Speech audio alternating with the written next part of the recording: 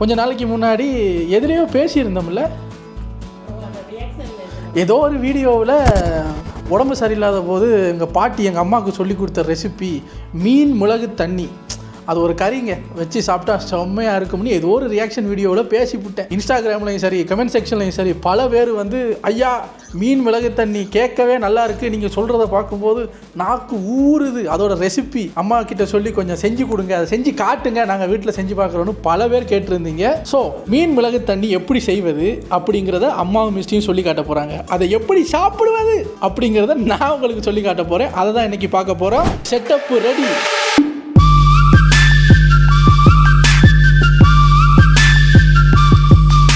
பாருங்க, குக்கும் கோமாளியும் வந்தாச்சு. ஸோ இன்னைக்கு என்ன பண்ண போறேன்? இன்னைக்கு மீன் மிளகு தண்ணி உள்ள பல பேர் கேட்ட மாதிரி இன்னைக்கு அதை செய்து காட்டலாம்னு வந்திருக்கோம். கைஸ், யூஸ்வலாக அம்மா சமைப்பாங்க, நான் ரெக்கார்ட் பண்ணுவேன். பட் இதை வந்து நீங்கள் ரெசிபி அப்படின்னு கேட்டதுனால அந்த பிபியை இன்னைக்கு நான் செஞ்சு தான் காட்ட போறேன்னு. இன்னைக்கு அம்மா பேசுறது சமைக்கிறதெல்லாம் பார்த்தீங்கன்னா ஒரு ப்ரொஃபஷனல் செஃப் மாதிரியே இருக்கும். ஸோ நீங்கள் வந்து இல்லையே மம்மி இப்படி சமைக்க மாட்டாங்களேன்னா, இது நீங்கள் கேட்டதுக்காக உங்களுக்காகவே சமைக்கிறார்கள். இது சாதா குக்கிங் கிடையாது, செஃப் குக்கிங். இன்க்ரீடியன்ஸ் எல்லாம் ரெடியாக எடுத்து வச்சாச்சு. இது என்னது? தேங்காய், வறுத்த தேங்காய். இதில் ஏதோ ஸ்வீட்டு செய்வாங்கல்ல ஊரில், இதை பார்த்தோன்னே அந்த தேங்காய் பூவை வறுத்து வச்சோன்னே எனக்கு ஊர் ஞாபகம் வந்துருச்சு. ரீசெண்ட் டைம்ஸில் நீங்கள் எல்லாம் சொல்கிறீங்க இவங்க தனியாக பண்ணுற vlog வந்து நல்லா இருக்குன்றீங்கல்ல, அப்போ இந்த கொடுமையும் தனியாகவே அனுபவிங்க. நான் அப்பப்போ இடையே வந்து நான் சொல்லி கொடுத்த மாதிரி பண்ணுறேன், நான் சூப்பர்வைஸ் பண்ணுவேன். கிளைமேக்ஸில் நான் இல்லாமலா கண்டிப்பாக டேஸ்டிங்குக்கு நான் வருவேன். சப்ஸ்கிரைபர்ஸ் எல்லாம் அவங்ககிட்ட ஒப்படைக்கிறேன். அவங்க கண்ணில் ஆனந்த கண்ணீர் தான் வரணும். இதில் வரும் உரைப்புக்கு. இப்போ உப்பை கூட போட்டு அவங்க என்ன திட்டுற மாதிரி வச்சிடக்கூடாது. நல்லா ஒழுங்காக பண்ணு. காய்ஸ் எல்லாம் ரெடி பண்ணி வச்சுருக்காங்க. இப்போ அம்மாவும் மிஸ்டியும் டேக் ஓவர் பண்ண போகிறாங்க. நடத்தட்டும் வாங்க, இப்போ பார்த்துக்கலாம் அப்படின்னு. ஃபஸ்ட்டு மீன், இதுக்கு வந்து சீலா மீன் நல்லது, எங்களுக்கு கிடைக்கல, அதனால இந்த மீன் வாங்கியிருக்கோம். இந்த மீன்னா எந்த மீன் சொன்னால் தானே உங்களுக்கு தெரியும்? சரி, மன்னிச்சுக்கங்க, நானே சொல்கிறேன். நம்ம வாங்கினது பாறை மீனை வாங்கி நான் சுத்தம் பண்ணிவிட்டு புளி, உப்பு, மஞ்சள் போட்டு வச்சுருக்கேன். அதை மூடி வச்சுட்டு அப்புறம் எங்களோட மீன் குவான்டிட்டிக்கு ஏற்ற மாதிரி பூண்டு கொஞ்சம் நிறையவே நீங்கள் போட்டுக்கலாம், அது ஒன்றும் ஆகாது. பூண்டு, ஓமம், மிளகு, மல்லி, காஞ்ச மிளகாய், அப்புறம் கொஞ்சோண்டு சிறுஞ்சீரகம், இவ்வளவும் எங்களோட மீனுக்கு ஏற்ற மாதிரி நம்ம அளவு எடுத்துக்கணும். அதை தவிர தேங்காய் பூ, இது ஒரு 3 ஸ்பூன் 4 ஸ்பூன் தேங்காய் பூ வரும், வறுத்து எடுத்துருக்கோம். தேங்காய் பூ பாவிச்சு பழக்கம் இல்லாதவங்க இந்த தேங்காய் சில்லு இருக்குது தானே, அதை நெருப்பில் சுட்டுட்டு அரைக்கலாம். நீங்கள் எங்கள்கிட்ட அந்த தேங்காய் சில்லு இல்லை, அதனால இதை எடுத்துருக்கோம். பூ எடுத்து இந்த கலருக்கு நல்லா வறுத்து வச்சுருக்கணும். இது எல்லாத்தையும் ஒன்றா பச்சையாகவே போடணும், வறுக்கெல்லாம் தேவையில்லை. காஞ்ச மிளகா, மல்லி, சீரகம், சோம்பு, ஓமம், மிளகு, அதோட இந்த வறுத்த தேங்காய் பூவையும் போட்டு இதை முதல் கொரட்டு அரைச்சிடுவோம்.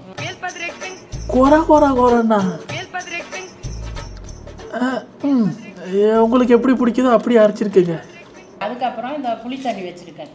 இந்த புளி தண்ணியை ஊற்றி, பத்தாட்டி நீங்கள் கொஞ்சம் தண்ணியும் ஊற்றிக்கலாம். ஊற்றி நல்லா திக் பேஸ்ட்டாக அரைக்கணும். முதல்ல அதை அரைச்சிட்டு வந்துடுவோம்.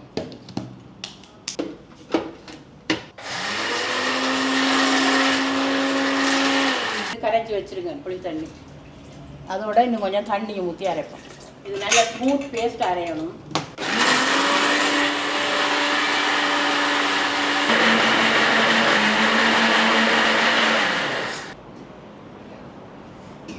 அரைச்சிட்டேன். அரைச்ச பேஸ்ட்டை இப்போ நான் ஆல்ரெடி இந்த மீனுக்கு உப்பு மஞ்சள் எல்லாம் போட்டு வச்சுருக்கேன் தானே, அதில் இதை போடுவோம். இதை ஊற்றிட்டு எங்களுக்கு மீன் வேகிறதுக்கு தண்ணி வேணும்.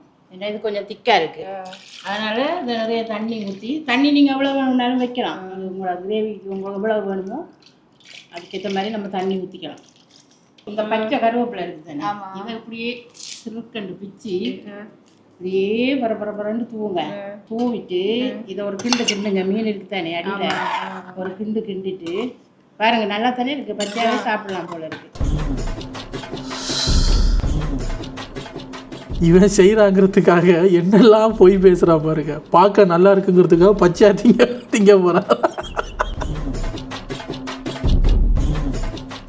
நல்லா இருக்கா? உப்பு புளி எல்லாம் நல்ல டேஸ்ட்டாக இருக்குது. இப்போ நம்ம கொதிக்க வச்சு எடுப்போமா? ஆனா இது அந்த மீனை வந்து ஆல்ரெடி நீங்க என்னன்னா அது நான் கொஞ்சம் புளி உப்பு உப்பெல்லாம் போட்டு சேரணும் பண்றதுனால உப்பு மஞ்சள் கொஞ்சோண்டு புளி விட்டு மீனை நான் ஊற வச்சேன். அப்ப ஏற்கனவே உப்பு போட்டாங்க. உப்பு நான் கொதிக்க விட்டு பார்த்து போடுவேன். தூக்கி அடுப்பில் வச்சாச்சா? இது எப்படியும் கொதிக்கிறதுக்கு ஒரு 10 மினிட்ஸ் நம்ம அதை மூடி வச்சுட்டு வெயிட் பண்ணிட்டு அப்புறம் திறந்து காட்டுவோம். 10 minutes later. கிட்ட வரவே ஆமா, வாசனை அப்படி இருக்கு. வா திறந்து பார்த்துக்கலாம். பாருங்க எப்படி இருக்குன்னு பாப்போம். கொதிக்குது நல்லா. நல்லா இருக்கா? பார்க்கவே நல்லா சாப்பிடணும் போல இருக்கு. இப்போ நான் கொஞ்சம் உப்பு பார்த்துடுறேன். உப்பு பிடிக்கலாம் எல்லாம் கரெக்டாக தான் போட்டிருக்கேன்னு நினைக்கிறேன். பார்ப்போம். இப்போ இந்த திக்கா வருது பாருங்க. காய்ச்சல் வாய்க்கு நல்லா இது இருக்கு. வந்து குழந்தை கிடைச்சவங்களுக்கு எங்கள் அம்மா செஞ்சு கொடுப்பாங்க. ஊர்ல இதுதான் செய்வாங்க. நம்ம காய்ச்சல் இருந்து நாட்கள் ஒரு மாதிரி நம்ம இருந்தா இப்படி வச்சு சாப்பிடுங்க.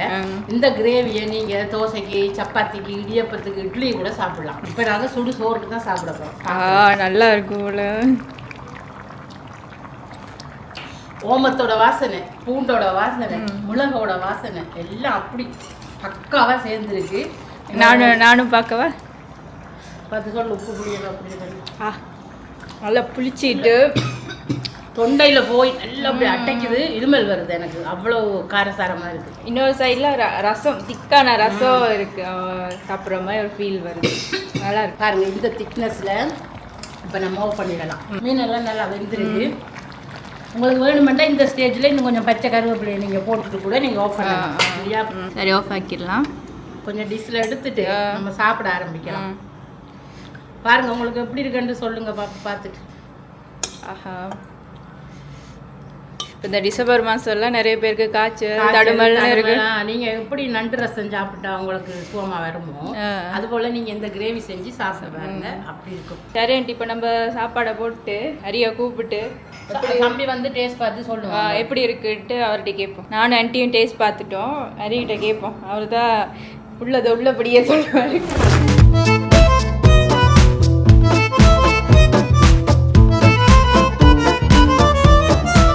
கீரை, வெங்காயம், பச்சை மிளகாய், சோறு, மீன் பொரியல், இதுதான் நீங்கள் கேட்ட மீன் மிளகு தண்ணி. ஆக்சுவலி இந்த ப்ராப்ளம் என்னன்னா, இந்த மீன் மிளகு தண்ணிக்கு என்ன மீன் போடுவீங்க? அதுக்கு சீலா மீன் அல்லது சுறா மீன் போடுவோம். அப்போ இது என்ன மீன்? இது பாறை மீன். ஏதோ இந்த எந்த மீனுமே நமக்கு பிடிக்காது. நமக்கு பிடிச்ச மீனுன்னு ஒரு 2 மீனோ 3 மீன் தான் இருக்குது.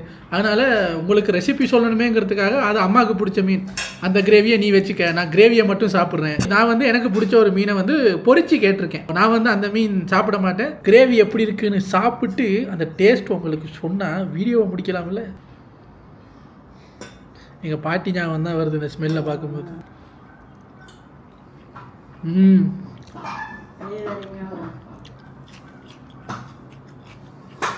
யாருக்கு தெரியுமா அந்த டேஸ்ட் டக்குன்னு பிடிக்கும்? உடம்பு சரியில்லாமல் இருக்கிறவங்களுக்கு, ஒரு வாரமாக ஜுரத்தில் குளிர் ஜுரத்தில் படுத்துருக்கிறவங்களுக்கு அந்த 7வது நாள் நாக்கு ஒரு மாதிரி ஆயிரும். டேஸ்ட் எல்லாம் போய் எதை சாப்பிட்டாலும் கசப்பாக இருக்கும். அவங்களுக்கு இதை வச்சு கொடுத்து நாக்கில் அப்படி வச்சுங்கண்டா அப்படின்னு இழுக்கும். அதோட ஜுரமெல்லாம் பறந்து போயிடும். நீங்கள் சொல்லலாம் 7வது நாள் குழம்பு சாப்பிட்டாலும் சாப்பிடாட்டியும் அந்த ஜுரம் ஓடி இருக்குன்னு சொல்லலாம்.